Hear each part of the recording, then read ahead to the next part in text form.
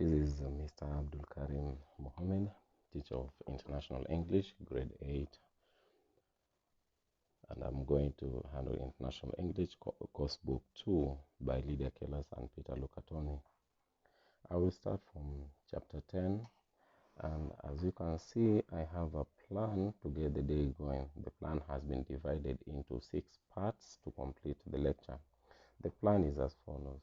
The first point is actually an explanation of different terminologies with regard to natural resources. Point number 2 is facts about water and how it can be conserved. And then point number 3, comparing and contrasting. I will look at the different linking words when we compare or when we contrast. Point number 4, I will look at the verbs and prepositions. That is with regard to grammar. That is how verbs and prepositions can actually be joined or linked together to make a meaningful sentence. Point number 5 is about newspaper articles. That is how different is this newspaper article from the other text. And then we have, last but not least, the end of chapter questions. To start with the common terminologies with regard to natural resources, we have renewable resources and non-renewable resources. You can see the two of them are actually antonyms, and you can see renewable resources, as per the definition, refers to the natural supplies that can be replaced. Therefore, we can categorically say that non-renewable resources, these are actually natural supplies which cannot be replaced. C and D, that is concerning overpopulation and underpopulation.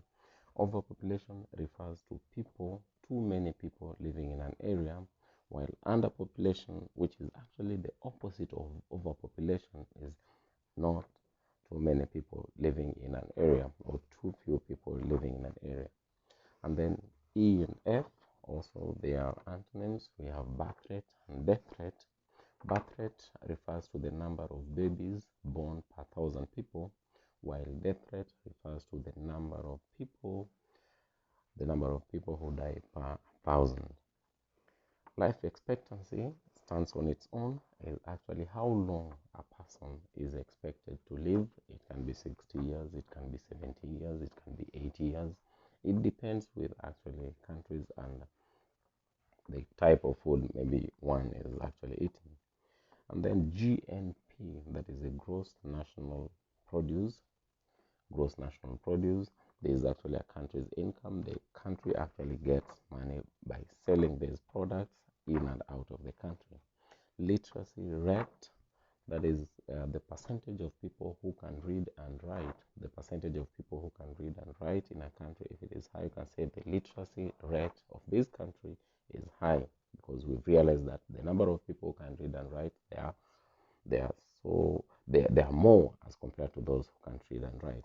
And then infant mortality rate, that is the number of infant death per 1,000 births. So you realize that for every 1,000 births, you realize that some of them do not come out successful, they end up dying. So when there are more, we always say, or we can say, that the infant mortality is high.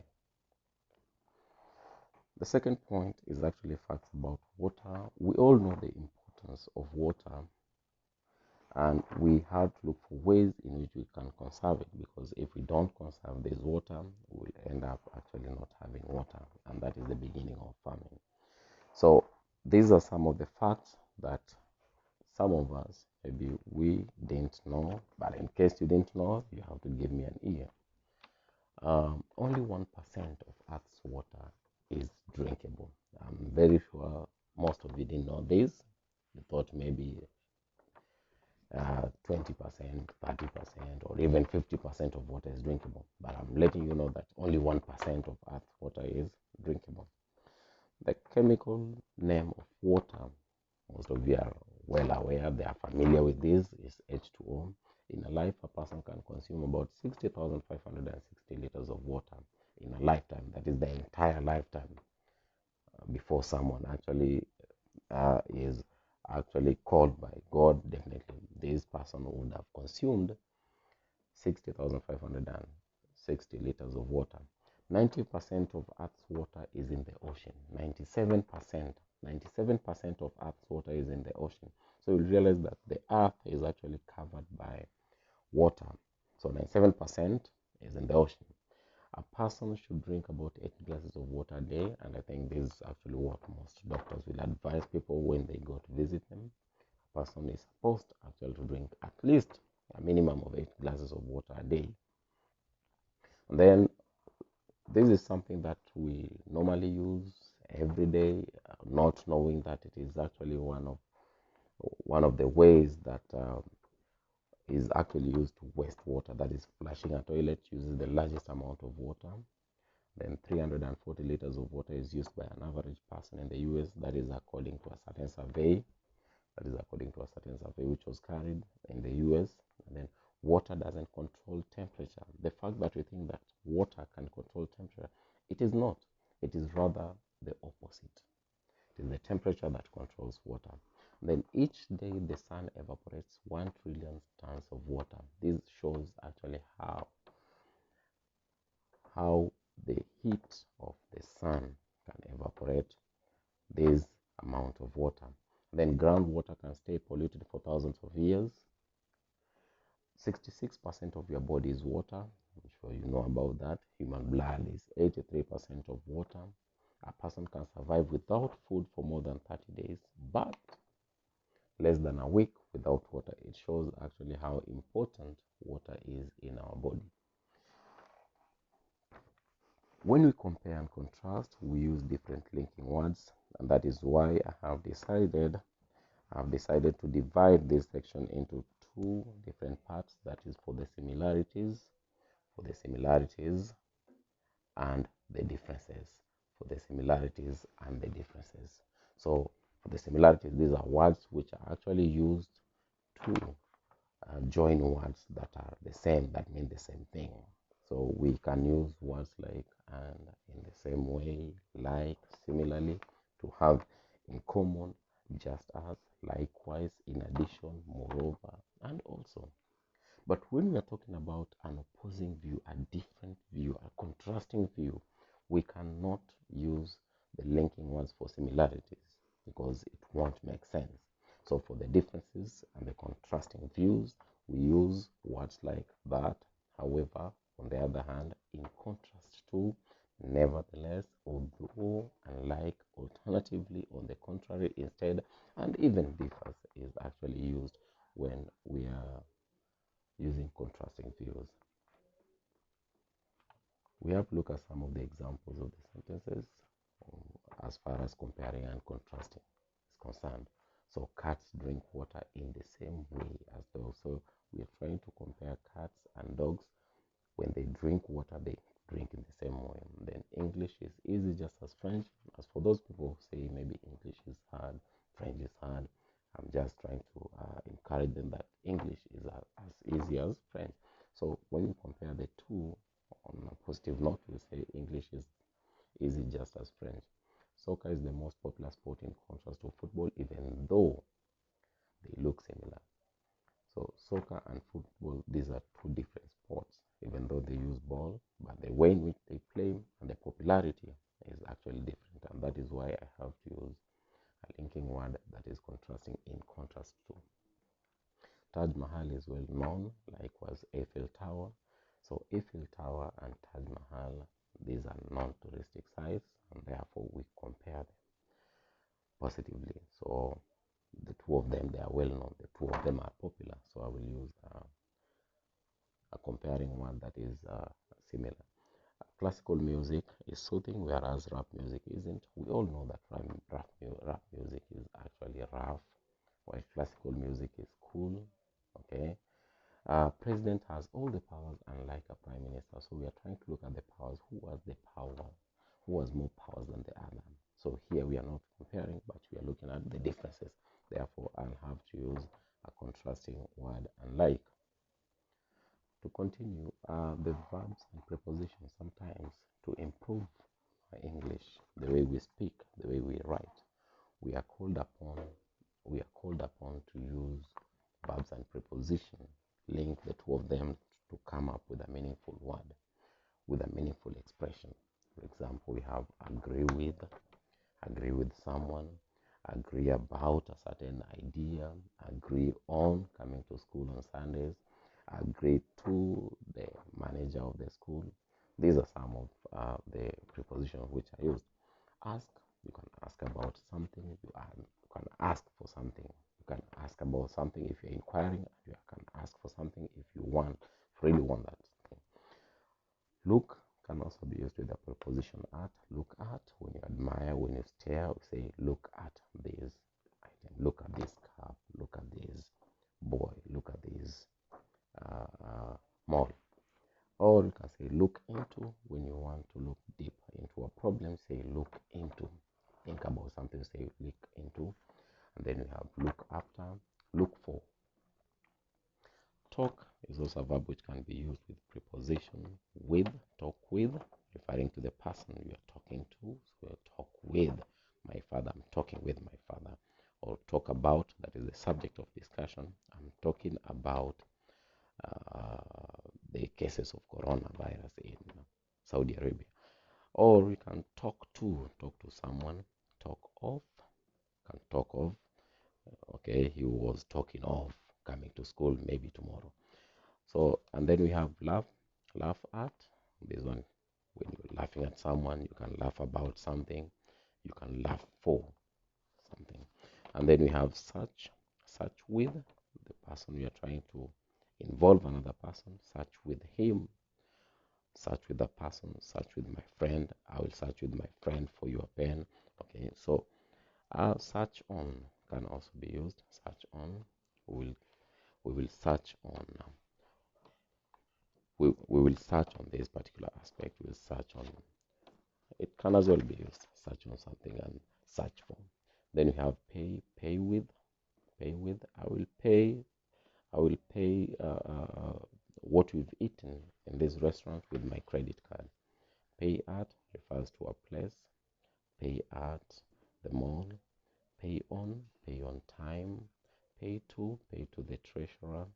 Pay for your food. And then we have apply.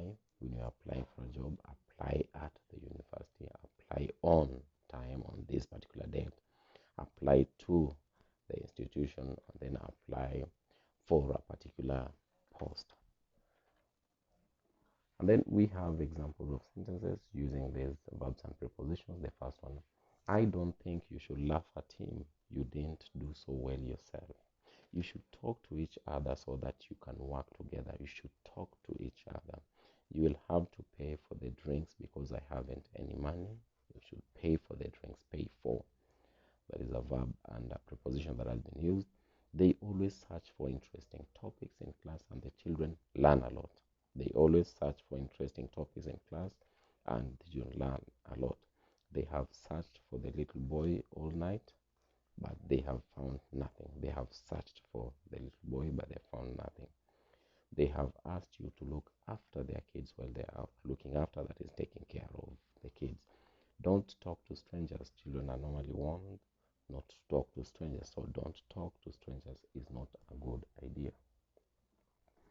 Writing activity, we are looking at the newspaper articles, and the newspaper article is very different as compared to other texts. The first one is it contains headlines, and of course other texts also contain headlines, but the different part is the newspaper article will contain columns.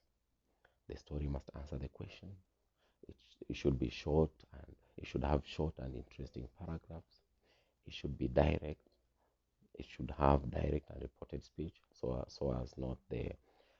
as to not to incriminate actually the reporter for something which he or she didn't say. And then it also uses past tense. It also uses past tense because it's talking about an activity which is of the past. So an example of there's an example of a report. There's an example of a newspaper article. You can see it contains two columns. The title is Boy Saves the Day. So we expect actually when we read this particular article, it should answer the question how this boy actually saved the day. So you can see how it has been organized. And a young boy of 12 climbed a high tree to save a kitten that couldn't get down. Yesterday afternoon, as he was walking home from school, young Tony heard a cat crying. He came upon a group of school children who were looking upwards at a tree and pointing. He went to see what was happening, and one of the children told him that a little kitten was stuck in the tree and couldn't get down. Tony was just going to walk on home, but then one of the girls started to cry and said the kitten was hers. Tony, the true gentleman to her, moved bravely than he felt. I'll get it for you. He then proceeded to climb the tree. When asked about what he had done, Tony said, I didn't look down because I'm frightened of heights, but I couldn't let the girl not have her cat. Could I? The parents of the girl were very grateful and said that Tony had made the day special for the whole family. They are going to call the kitten Tony after Tony. So you can see that is a newspaper article, very interesting, about the young boy who saved the day.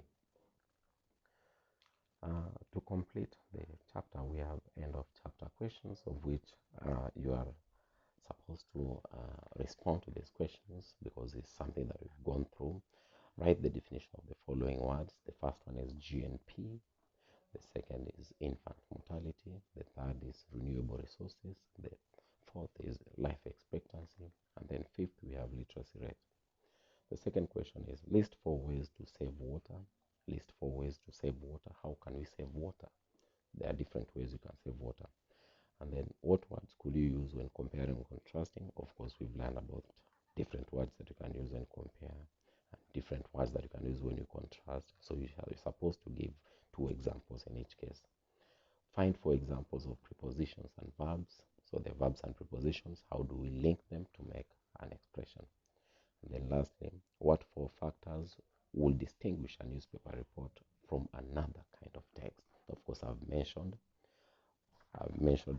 5 or 6 different features of a newspaper, 4 of which they are very different from other texts. Thank you for listening.